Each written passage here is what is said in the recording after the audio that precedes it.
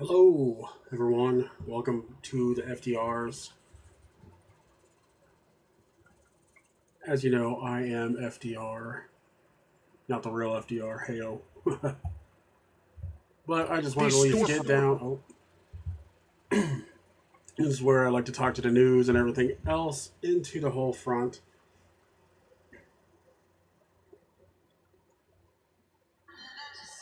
This is where I like to talk to our local news, and then we'll get into the regular news about how everything else.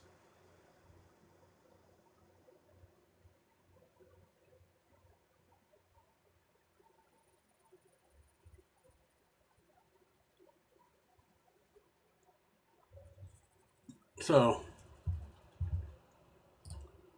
Governor Stitt, I am from Oklahoma. We are in the whole thing.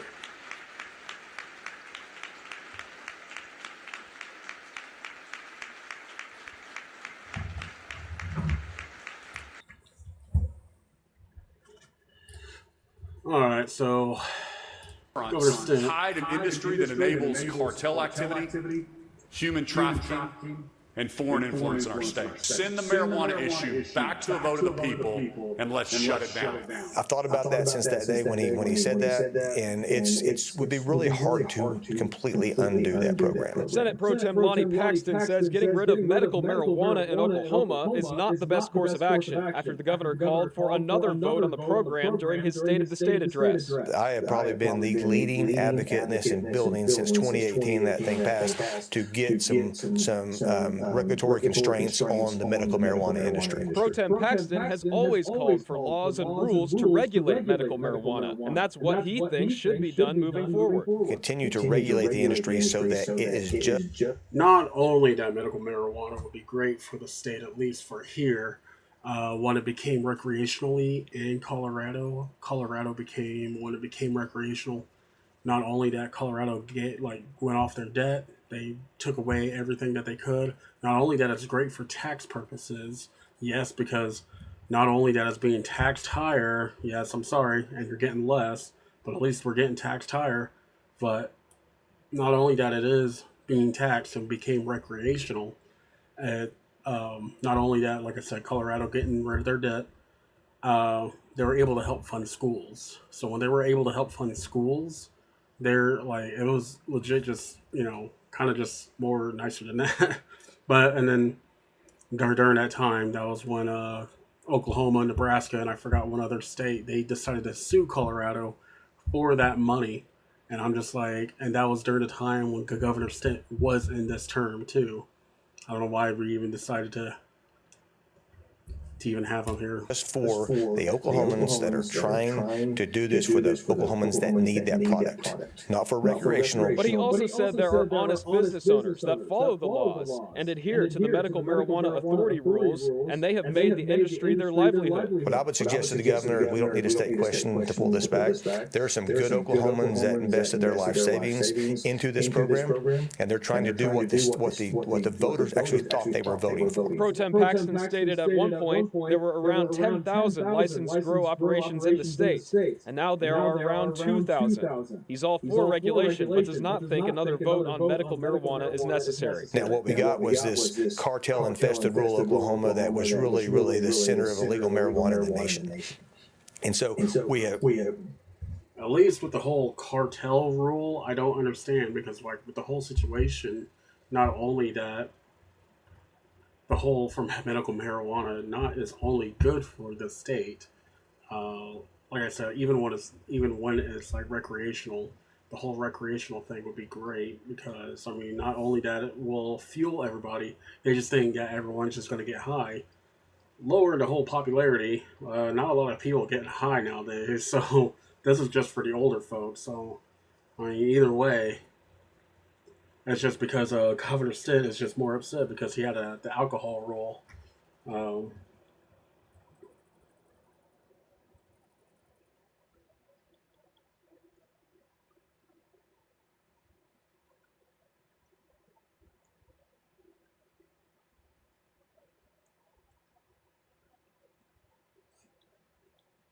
has signed several measures to aim loosening Oklahoma's alcohol regulations. So, known as the Odell's laws, and the laws allows businesses to use their discretion in checking IDs, which is like really shitty, and other actions, including signing the Cocktail to Go Act in 2021. So, which is really dumb. Taking a big bite out of that, and we're going to continue to work on it. In OKC, Jason Berger, KOCO 5 News. I want it. I just don't understand, especially with the whole situation with Governor Stitt. But Also tonight, data centers have become a very hot topic in Oklahoma as of late. And now one state lawmaker wants to pull the plug when it comes to building new data centers, at least for now. News 4's Tanner DeLeon joining us now in studio to explain what's going on here. Hey, Tanner. Well, there's a lot. We've done multiple stories over the past year or two or so about this, and the legislator we spoke to says there are a lot of unknowns about data centers. And when it comes to things like water and electrical use, now she wants the Oklahoma Corporation Commission to take a closer look. I think we all have questions right now on what these data centers are really going to do long term. Republican Senator Kendall Sacchieri says she has heard from many about the potential impacts of new data centers. Now she wants to get clarity. A bill she just filed will temporarily stop construction of new data centers through 2029 so the state's Corporation Commission can do in-depth studies. It's getting our head around something new that we've just never dealt with before. I reached out to the Corporation Commission about her bill, but they declined to comment on pending legislation. Many state and local leaders are in support of bringing more data centers to the state. So we have factories, we've got data centers, we've got anything that's using electricity is really important. The governor saying this on Monday in an interview with KGLU. Late last year, Yukon's mayor said he was in favor of bringing one to his city. Our citizens are going to benefit more from $8 to $12 million of. So for most data centers, for at least everything else, see, this is why not only that we're 50th in education, but it's just like the whole situation between of what we have been doing and what we have been situation. Oklahoma just has a lot of old people, and I really hate to say this about my state, but it's a lot of bumfuck people who just doesn't know anything. So let's just say, if you don't know what a data center is a secure physical facility that is a dictated space that houses organization, IT infrastructures, including servers, storage system, and networking equipment. It centralizes an organization's shared IT operations, storage processing, and data centers are essential modern service supporting cloud computing and internet traffic and data management. So, and what I just don't understand, people are just like, oh no, something new in Oklahoma. The whole thing about in Oklahoma, I just don't understand why people are so upset when something new in Oklahoma, but yet they rather have the old stuff come into play. So, and what people don't understand, like, new stuff is good. Like, I've heard something that it takes like about 20 years or at least 10 years from something from California to make its way to Oklahoma. Like anything like cool or anything else like that, it's just like, no. I just don't understand, because the whole, not only that data centers are good for the state, I don't understand that they don't think they know. Because they're like, oh, like they just see new machine, they're like, uh-oh, new machine bad, or new things, uh-oh, bad. Franchise tax revenue. A recent AARP study shows the majority of Oklahomans are concerned about rising utility costs and water usage. AARP State Director Sean Voskuhl telling me in part, quote, "We need strong guardrails at both the legislature and the Corporation Commission to ensure Oklahomans are not forced to foot the bill." I think there's a lot of effects that are going to happen to Oklahomans if we don't study them. And there are currently 8. Not only that we're not studying them, it's just like, it's because in Oklahoma, there's a lot of old money here. Because if anything that's old and has to do with the riches here, they just be like, oh, well, that's going to probably affect my business. which is not, like terrible or anything, but that the whole situation, that yes, it may affect their business, but it's also going to help not only Oklahoma, like in a good way, but Oklahoma just doesn't see and understand that change is good. Not only that, if they don't change, the whole situation just goes awry, and I just don't understand that. It's just terrible. So, but this is the whole State of the Union for Governor Stitt and the whole situation. I know there's a few talking points. Thank you. This is his final speech because this is his last. Oh my God! Oh, ads. Israel and the Jewish people now more than ever. Israel needs committed friends. It's my distinct privilege to call the first joint session of the second regular session of the 60th Oklahoma Legislature to order. Senator Daniels, you are recognized for a motion.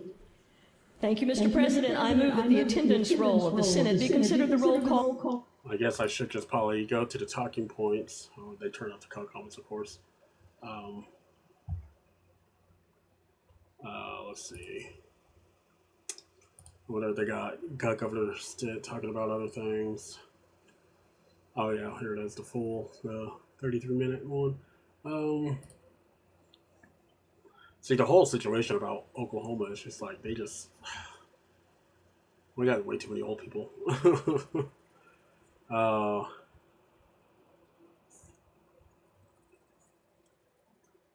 Let's see.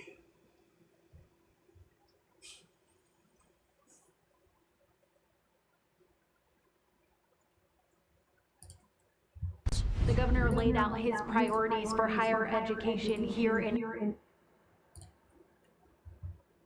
Yes, no. Oklahoma, with one of them being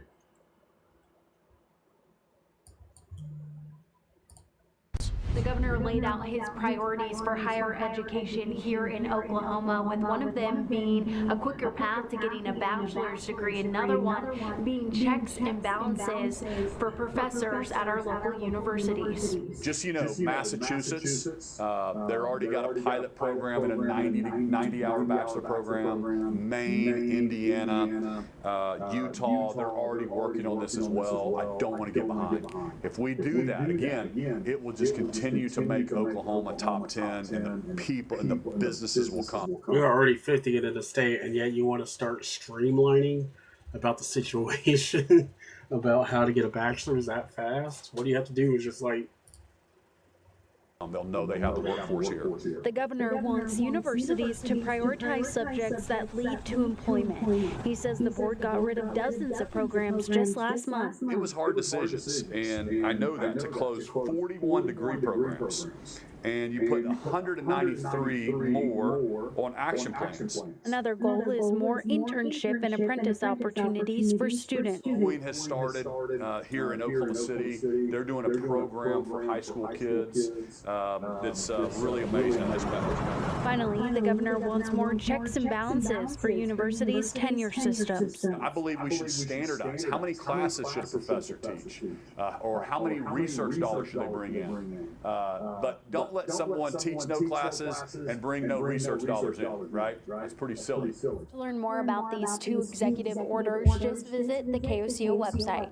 I'm Jordan Ryan for KOCO 5 News. Imagine being able to... Oh, man, that is... I mean, yeah, it might be helpful, but not only that, it would be less streamlined.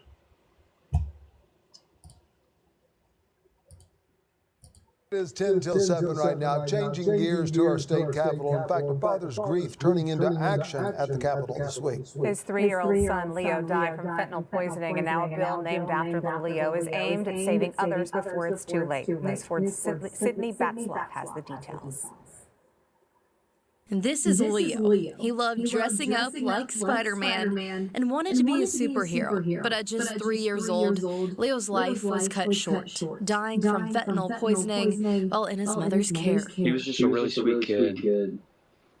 And he's really, you know, my sunshine, like, you know, my best friend. His father, Jacob Tao, says there was already an open DHS case because of drug use, but fentanyl was never tested for. I really felt like my son slipped through those cracks. Tao is now fighting for Leo's law, legislation that would require mandatory fentanyl testing in child welfare cases where the drug is suspected. Most people think they already do, but it's every case is different, so we're just trying to mandate it. It's common sense. Tao believes if fentanyl testing had been required, Leo might still be here today. I believe it would have saved Leo's life. I really do. I mean, I'll never know, honestly, but I wonder all the time, you know, what if? And I don't want other people to have to wonder what if like this. The bill has gained bipartisan support at the state capitol. Speaker of the House, Kyle Hilbert, is one of the authors. It's jarring. I think many... It's crazy. Let's see what to find. 6,200. Every bill will come with a trade-off. And those often come in the form of spending more money. Over the years, I've vetoed multiple spending bills that have added to our reoccurring expenses.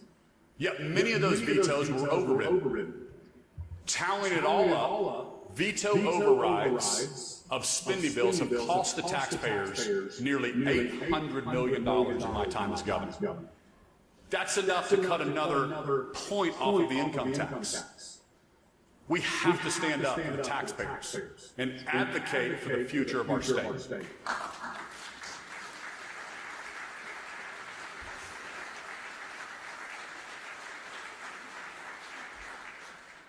A government program rarely fixes a societal problem, but it sure makes some lobbyists rich. Like Ronald Reagan said, you eventually run out of other people's money. Last year, with your partnership, we delivered one of the greatest budget reform wins in history, the path to zero income tax, effectively capping in statute spending to protect the taxpayers.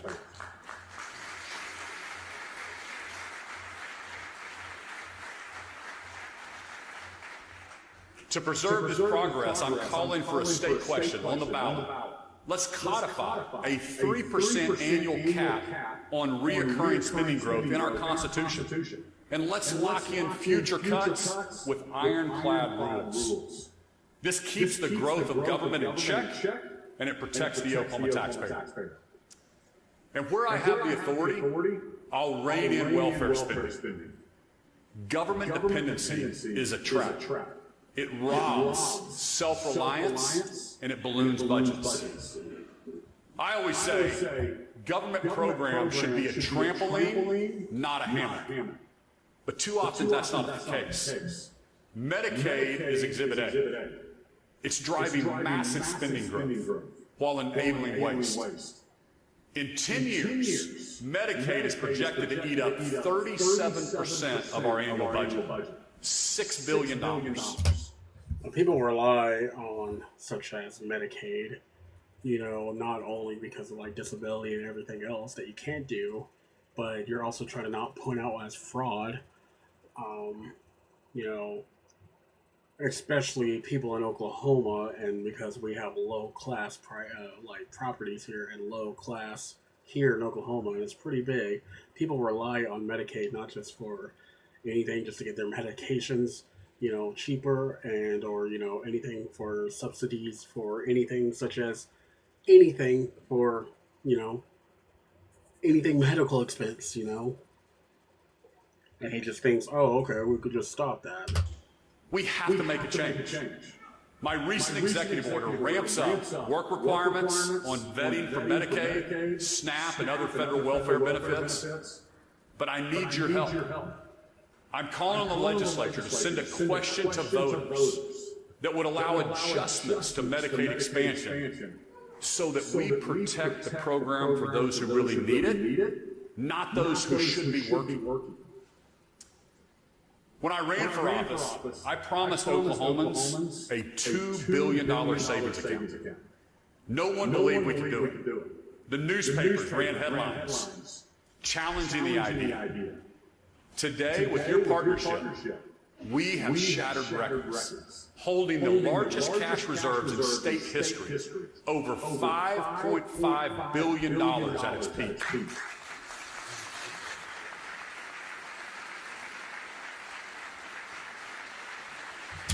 They all clap just like that.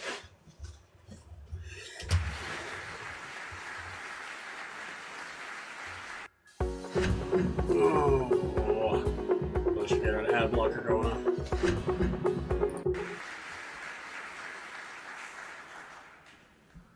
Today, I call on the legislature to create the Taxpayer Endowment Fund, seeding it with $750 million of existing savings. Let's imagine what's possible. $750 million invested today can turn into $3.2 billion in just 20 years, generating sustainable revenue every year. Proven sovereign wealth funds in red states like Wyoming, Alaska, and Texas are already doing this successfully. Let's lock in these gains and let them grow for the future.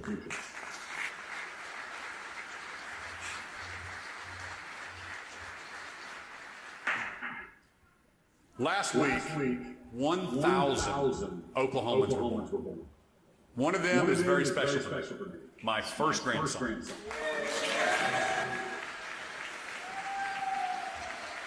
Whoa, go spend time with your grandson then. Whoa. Because not only that we need the subsidies, you think, oh, people just need to work to get Medicaid. Not only that I do agree, yes, people need to be more self-reliant and not relying on the government as much, but people who do, when we do have these taxes, we do use these taxes. We pay for these taxes. We pay taxes so we could have stuff like this. So when we do have a thing, that when we are down, when we are knocked down, we, the people, can definitely use that when we can. I understand.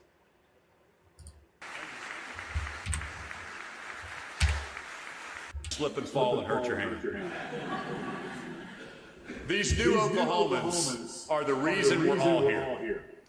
President Trump is championing a pathway to secure the American dream for the next generation. Now, through the Trump accounts, when a child turns 18, they have a launch pad to buy a home, to start a business, or go to college. And now, thanks to the incredible private sector leadership, momentum is building nationwide. Michael Dell, the founder of Dell Technologies, who's an American dream story himself, he stepped up with a $6.25 billion investment in these accounts. Oklahoma is the epicenter of the American dream, and we can and should invest in these accounts for every Oklahoma kid born this year. If we reappropriate $12 million of existing funds, we can add $250 to every Oklahoma kid's account this year. But let's not stop there. I invite our great Oklahoma businesses to be a part of this movement. I've already spoken to Williams and Continental, who are looking at ways they can contribute and invest in the children of their employees. I have Chad Zimmerman, CEO of Williams, here with us today. Thank you, Chad, for championing the next generation of Oklahomans and for everything you do for the oil and gas industry.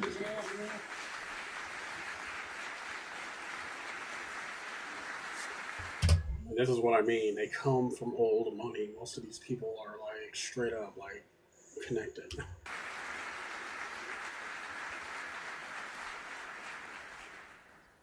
And I guess I'm going to break the news. You said y'all were doing $1,000 for every kid born that works for Williams. It's amazing.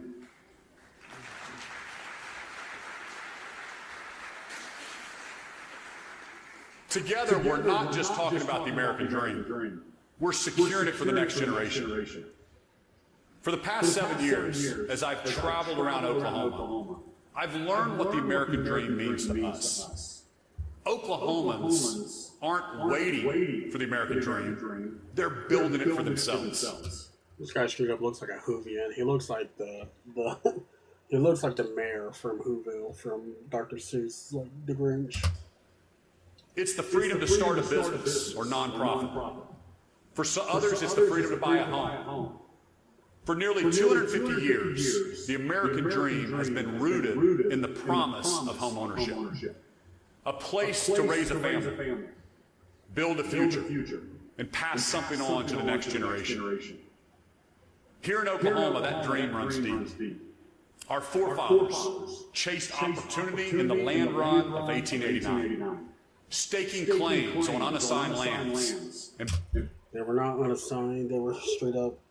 The Native Americans were on this land, and they just kind of just kicked them out while doing the whole, Oklahoma was legit just a land that they thought of like, oh, this whole place sucks. And then it became a whole situation like this, too. Building communities from the ground up. This chamber sits on top of that history. We are the heirs of their American dream. Like in 1889, Oklahoma is once again attracting new pioneers. Because of our commitment to limited government and protecting the Oklahoma way of life, our state is the very best state in the country. And for the third straight year, Oklahoma is top 10 for people moving into our state.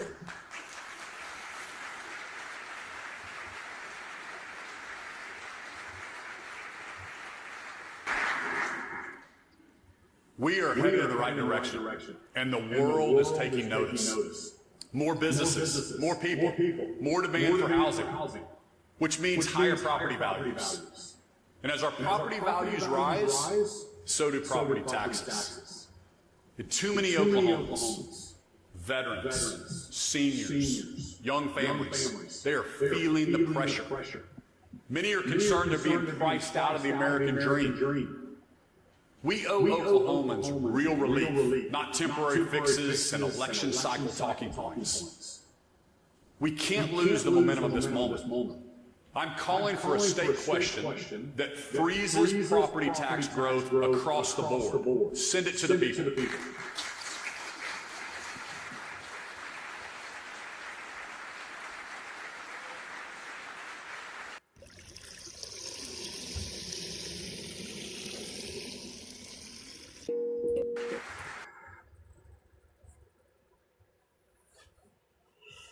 Oh, of course.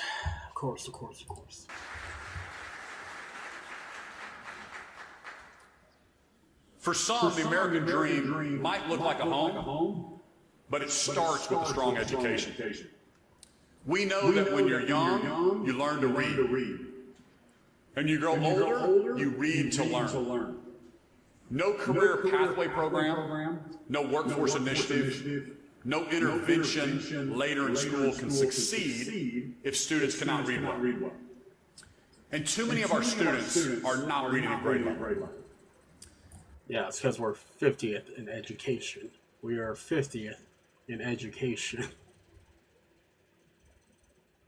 The job growth here is above national average. The job growth over the past 4 years, in particular in OKC, was 11.11%. And Tulsa was 9.2% growth, expecting to continue driving in the industries of biotechnology and manufacturing. But the living cost, the prices are 12% lower than national average, supporting consumers and splitting attraction. But that doesn't mean that we are still not a good place to live. But let's be honest with ourselves. This challenge isn't new. And it isn't limited to early literacy. Oklahoma's public schools have lagged in outcomes for some time, holding our state back. Because we don't have funding. You guys don't fund our schools. Most of those funding and teachers' aid, we lack the funding. That's why we don't have. Do you know how many times that I've been to school and I was in a No Child Left Behind grant? It's not because our teachers are less dedicated. It's not because our students are less capable. It's not because we haven't spent enough money. Is he going to be, is he not spending enough money? It's because we don't spend enough money. It's because the system itself is flawed. How? For decades, students were assigned to schools based solely on their zip code, meaning by where their parents could afford to buy a house. Those schools were highly regulated, government-run, and built around a one-size-fits-all model. That's how our system was. So we injected competition into the system. First, we passed open transfer, so kids could get out of a failing school district. And I want to shout out Norman Public Schools for accepting open transfer with open arms. They've remained #1 year after year for accepting new students into their district. And right now on the second floor, in the blue room, there is a group of Norman High students listening right now. And as a fellow graduate of Norman High, thank you for being here, and go Tigers. So not only that you are just focusing on one school when you could be focusing on all the schools. I don't know who this guy is, I think.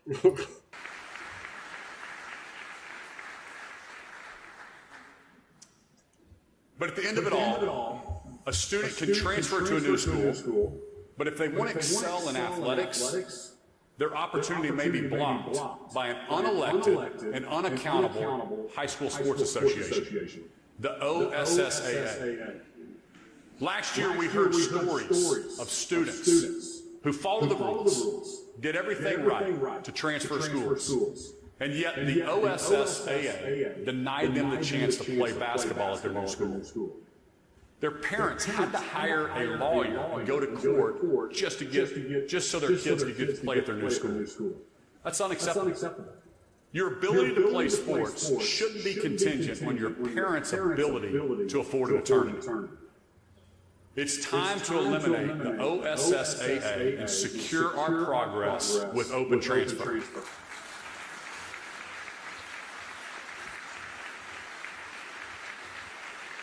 That guy looks like he even playing sports.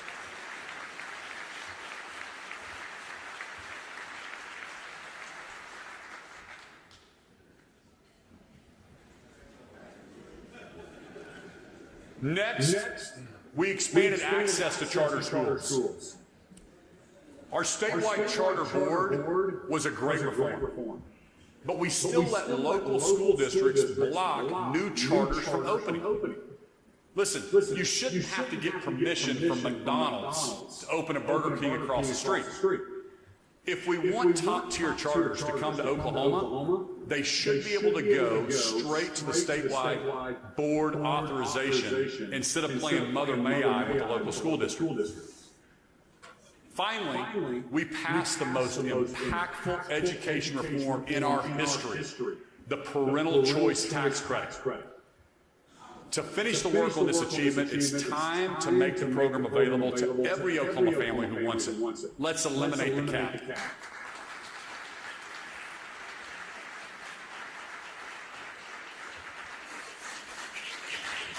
Let the money follow the student. Put parents in charge. Encourage competition and excellence.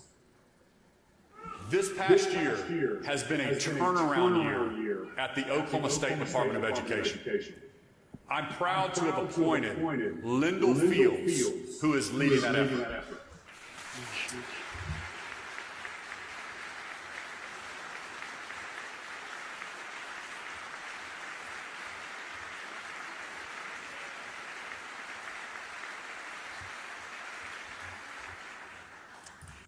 Lyndall Fields is a nationally recognized leader of education, organization, and culture and leadership. He's a development and more than 3 decades of experience of transforming schools and public agencies and business. He currently serves as the Oklahoma State Superintendent, obviously in public. So strengthening teachers, recruitment and retention, and expanding meaningful careers in the pathway. He's brought a much-needed culture change to our state. Oklahoma has always elected its state superintendent. Every 4 years, a new candidate runs for that office, promising parents a new solution, more programs, more money, more accountability, more flexibility, on and on and on. Is the problem really that we haven't yet found the magic policy idea?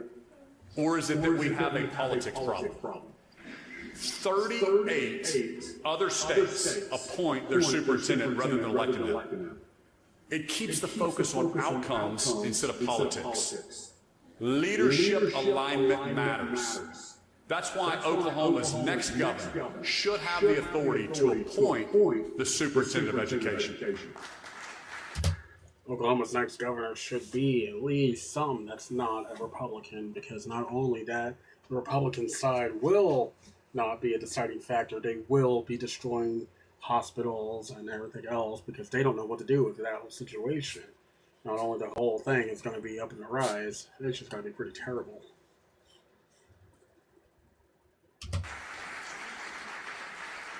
Unfortunately, we only hire from Harvard Law. And not only did you not go to Harvard, you didn't even finish high school.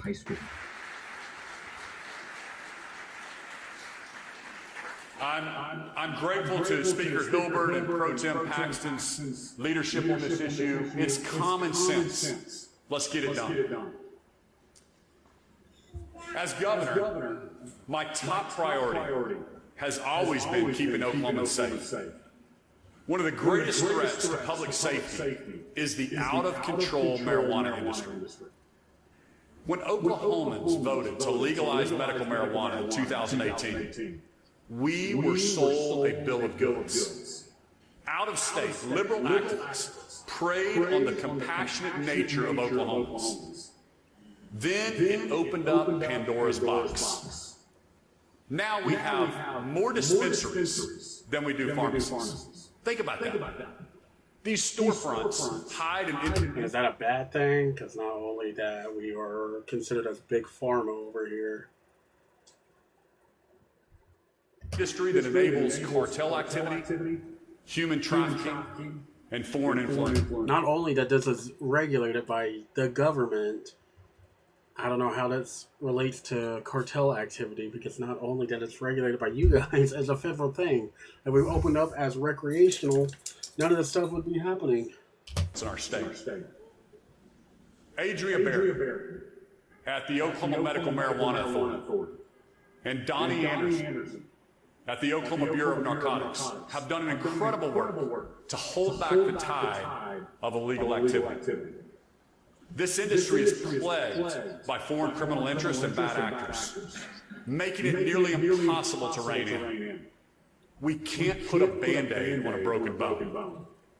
And knowing what we know now, it's time to let Oklahomans bring safety and sanity back to their neighborhoods. Send the marijuana issue back to a vote of the people, and let's shut it down.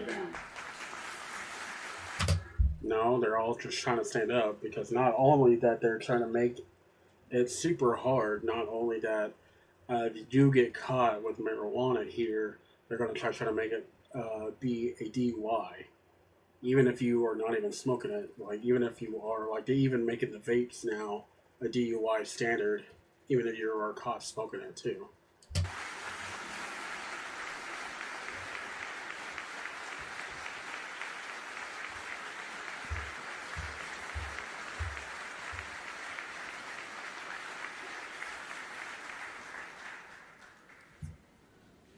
As I've spent time reflecting, there's one great challenge that will remain.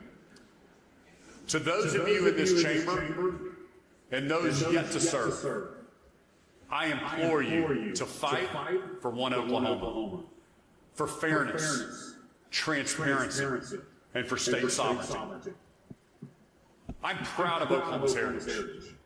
From the Native Americans who lived on this land and those who participated in the land run to statehood, we have an amazing history. When Justice Gorsuch, in a 5-4 amazing history, are you just forgetting about all the worst history had, like the Tulsa Race riots, all the other acts about all the whole situation? Not only that, the Trail of Tears of moving everyone down here. If you call that amazing history, then yeah, sure.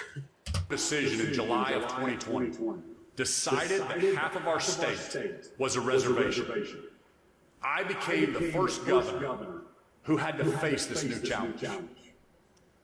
In the wake of the McGirt decision, I have worked tirelessly to hold the line to keep one Oklahoma and to protect the rights of every Oklahoman.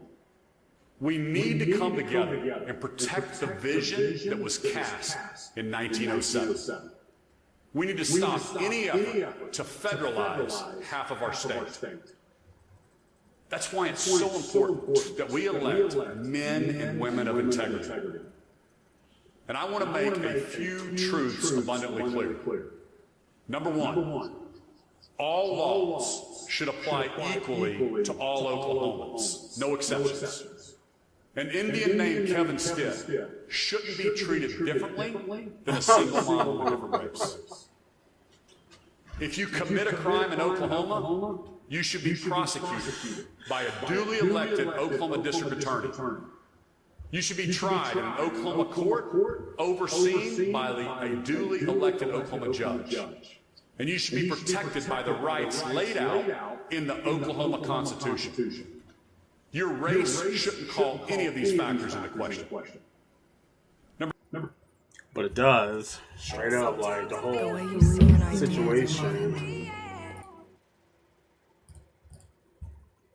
Not only that he believes that he's native, just because he bought himself a car doesn't make him one.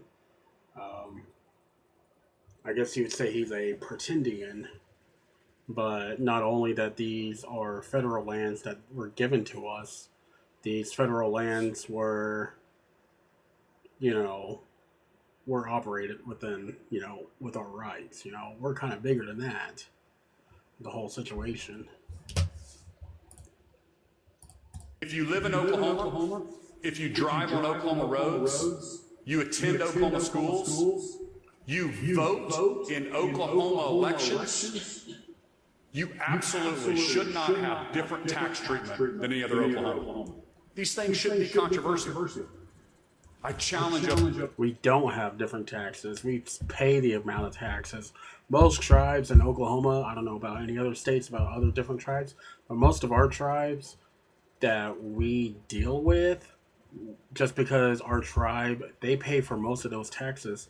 And not only that we pay for those taxes, they just make it cheaper for us because, hey, they're the people and might as well make it for the people. That's how exactly most governments should be, like making things cheaper for the people. But no, the government just rather just pay for the subsidies about, oh, hey, if you want something more, you got to pay more. And that's the whole situation. I don't understand why he thinks that we just don't pay taxes. Oklahomans to elect people who are committed to these values and protect these simple truths. Game wardens shouldn't be afraid to ticket poachers. District attorneys shouldn't be afraid to prosecute criminals. Local sheriffs shouldn't be afraid to enforce the law. Many of us in this room have decried the DEI programs of the Biden administration, yet stand quietly by when some say an Indian should be subject to a different set of laws. We either believe in equal rights for all or we don't, and it's time to choose. This issue will continue to split our state, both literally and figuratively, unless we address it head on. It will be. That's why DEIA exists, because of those equal opportunities. He's saying that we all should be equal, and that's not in this situation. We're not treated differently. You guys treat us differently than what you guys do, but we follow the law, we pay our taxes, we do everything than what they ask for. Be uncomfortable. And you're going to have to face down the state's largest political donors. But we must continue to fight for one Oklahoma.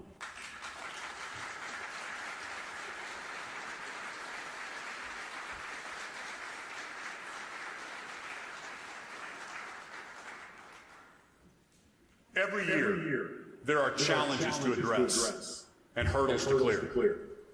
And we get to decide, are we going to meet the moment? Every year, while we disagree and argue about some things, we come together and work for the good of our state. I enter this session with more optimism than ever. Let's dream big. We've proven to the world that Oklahoma is second to none. It's a state that promotes innovation, champions freedom, and creates opportunities for its people. Oklahoma wasn't built by government planners or bureaucrats. Oklahoma was built by entrepreneurs, risk takers, and innovators who believe in free markets and the American dream. This idea that if you work hard, you take risks, and you create value, you should be rewarded. There is much more to come for our state. Opportunities we couldn't even have imagined 7 years ago are knocking on our door, asking to be part of the turnaround here in our state. As we enter into 2026, I hope our discussions are full of potential and shared optimism. Let's pursue the well-being of Oklahomans instead of our own self-interest. Ronald Reagan, prior to his political career, he gave a speech called A Time for Choosing. It's a powerful speech exploring the role of government and the welfare state. I'll challenge you to go home and read that speech. He concludes by saying, you and I have a rendezvous with destiny. We'll preserve for our children this, the last best hope of man on earth, or we'll sentence them to take the last step into 1,000 years of darkness. He's reminding us that we have to teach our children that there is no such thing as equal outcomes, only opportunities. The decisions we make in this building should not be made solely under the consideration of our next election or the leadership posts we hope for next session. They should not be made in pursuit of favor with lobbyists or special interest groups, or a job when you want to get done with your service. Every decision we make here must be in pursuit of the good of Oklahoma's future. The turnaround started here in 2019. It's been an amazing journey, and it's up to us to preserve the American dream for the next generation. Our choices will take us to the next level or back to the struggles we turned away from. We have a rendezvous with destiny. Let's grab it with the tenacity and grit that sets us apart as Oklahomans. May God bless you, and may God continue to bless the great state of Oklahoma. Let's have a great 26. Yeah, not only that was just a load of bull crap. All these people supporting him, you can just tell all by the red ties. But, you know.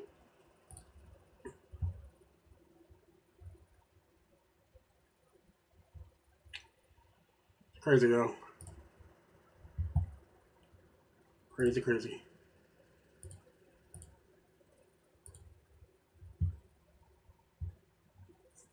And this is Kyle Hilbert, the guy that was sitting right next to him.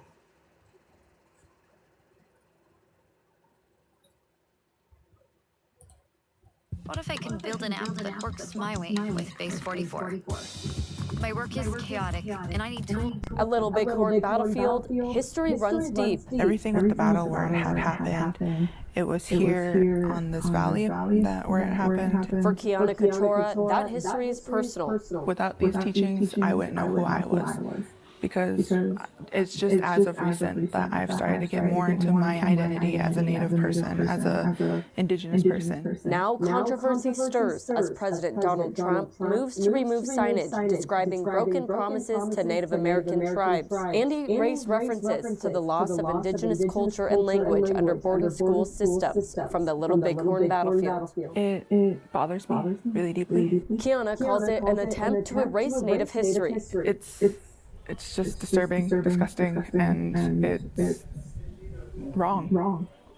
Like, you should not erase other people's history because it makes you uncomfortable. She says the story must remain. Other people need to know this too, and we're not a thing of the past. We're here, we're present, and we've been here for a really long time and probably going to be for a long time. For Lucy Reelbird, an educator at Crow Agency Public Schools, preserving that story is a responsibility she won't abandon. We're still going to continue teaching our language, teaching our history, being who we are as a Apsaluga and as an Indigenous person, an and original people of this land. Even if the signs disappear. We're never left. We're still here. This is history they will continue to share. We're going to tell our story, and that we are still here. And this victory happened 150 years ago. And they're welcome to join us, because we're going to have a victory. In Bighorn County, Hannah Pettiferi, MTN News.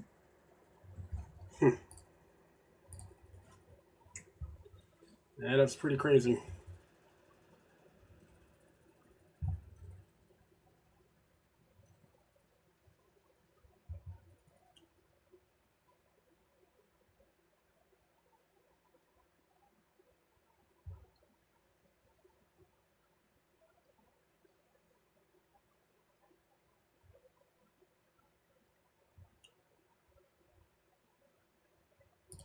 The Trump Justice Department was forced to release millions of new Epstein files. We're still going through them. I'm going to show you some of the key ones and what we're learning. I'm Ari Melber, attorney and journalist. There's been a lot of coverage of this and a lot of headlines in social media looking at certain names and certain emails. We've built a timeline here on the beat on MS Now to look at some of the key points. We all know the probe against Epstein started here in Florida all the way back here in the early 2000s, around 2005 in the Bush era.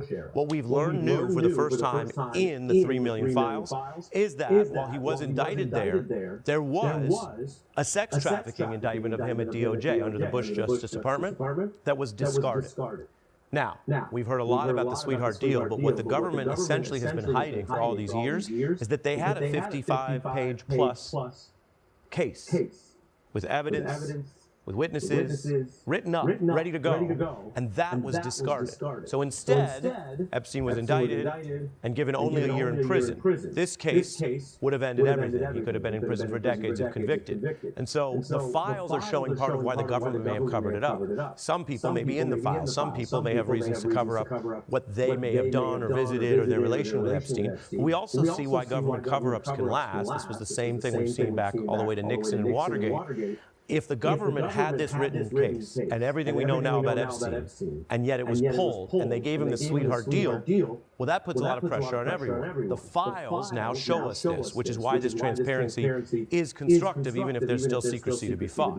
If you want more details, it was Alex Acosta, later promoted by Trump into his first-term cabinet, who struck this deal. Epstein had hired Republican lawyers and other politicos and powerful people, and apparently got this thing pulled.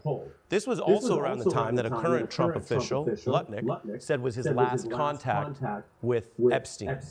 Which, that was a lie. And he rode that defense for many years. He's still in the Trump cabinet today, but the new files show that was also false by his own emails. I'm going to show you a few other things we're learning. As for the emails, and these have gotten a lot of attention, all the way back then, Lutnick said last contact, but he was actually emailing to arrange a visit to the island, and later there was an email from another associate saying it was nice to see someone in his group. He's denying that he went. Elon Musk, who famously accused Donald Trump of being in the Epstein files, the new files show him saying he wanted to come on the wildest party night.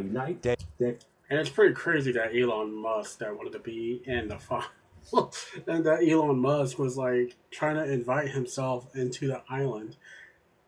It's kind of funny that you would think how much of a loser that he is, that he himself could not get inside the island. Even though he's a billionaire, it just shows how much of a loser he is. Or night asking about that. He says he never went down there, but this again shows just how many important, powerful people. Musk was like a super cabinet official, and they were all fighting against having these files released, against what Congress ultimately passed, and this gives us a lot more information why. We knew that the Miami Herald is what reopened this case with public pressure. It started the Trump DOJ probe. Everybody knows that Epstein was indicted, died in prison. Under the Trump DOJ, they say they lost the video footage, but they ruled it an apparent suicide. That remains under scrutiny because the Epstein transparency law asks for a lot more information about that. But here's what's new. This is a suspect list. This is what the feds internally had, with Epstein at the center, some people redacted, and several other people, his lawyer, accountant, and others with lines coming off of him. And yet, to this day, the DOJ never pursued these cases. even though we now see something you rarely see, a kind of a mob suspect list chart they were building of who to follow. So one of the things we're going to continue to report on is why that and later Justice Departments didn't pursue those leads. You can always subscribe to us on YouTube here for these legal breakdowns and stay informed. All right, folks, welcome to... That's crazy.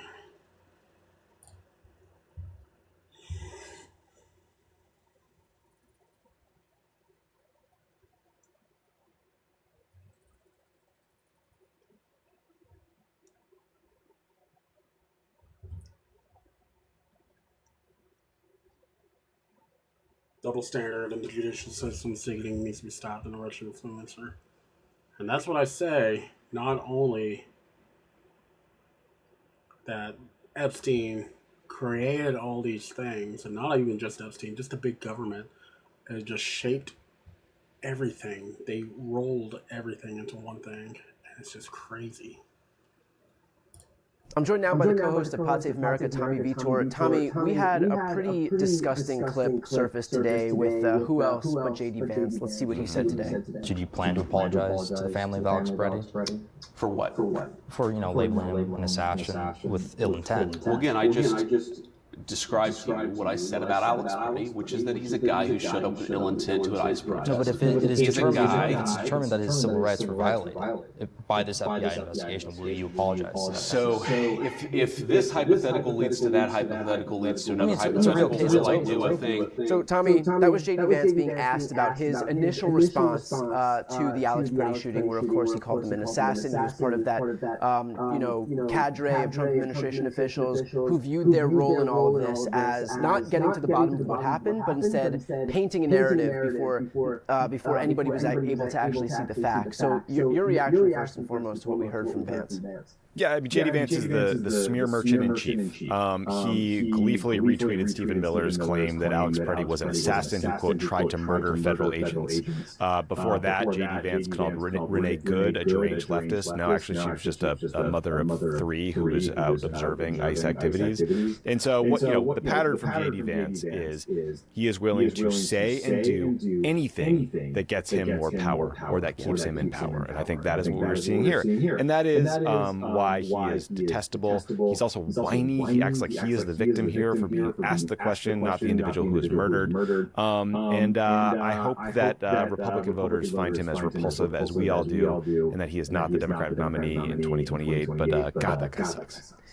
I want to talk about that for a moment, and I don't do horse race politics, certainly not about 2028, because there's so much stuff that we have to figure out before 2028 to even have the luxury of a free and fair election in 2028. But just on this idea of what we're seeing from J.D. Vance, I mean, to your point, like, he is utterly contemptible. He also doesn't have the same charisma that, and I know people are going to scoff at this, but the same charisma that Trump has. The thing is about J.D. Vance, he's just a follower, and if he were to follow the election in 2028, he won't, like what he said, he won't have the exact same charisma or anything else as Trump. Nobody will have that same charisma as Trump. It will legit, if Trump were to die today and J.D. Vance were to have to take over, I would feel like everything would just start falling apart.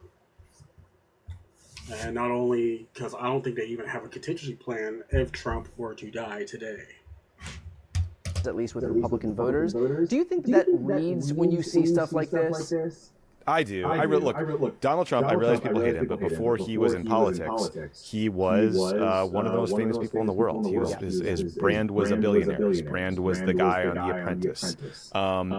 There's a lot of people who still know him as that. It's aspirational, right? Like, people want to be rich. They want to be famous. They want to be successful. That was the image he sold to the world. Trump also, like, when you see him on the stump, yeah, he's nuts sometimes and a racist and a misogynist, and he can be awful, and he does the weave and pretends it's like it's a strategy, but he can be funny. He makes the crowd laugh. He entertains them. Like, people stick around for hours and hours to listen to this guy.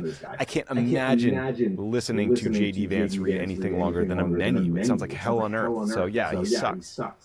Hey everyone, so I am asking you to please make a contribution to the Democratic National Committee, the DNC. Oh, Kamala. Got no riz. He doesn't, so. But I would say that's going to be end for today. But Yes, I would say thank you for watching and everything else, and hopefully you guys can join in, subscribe.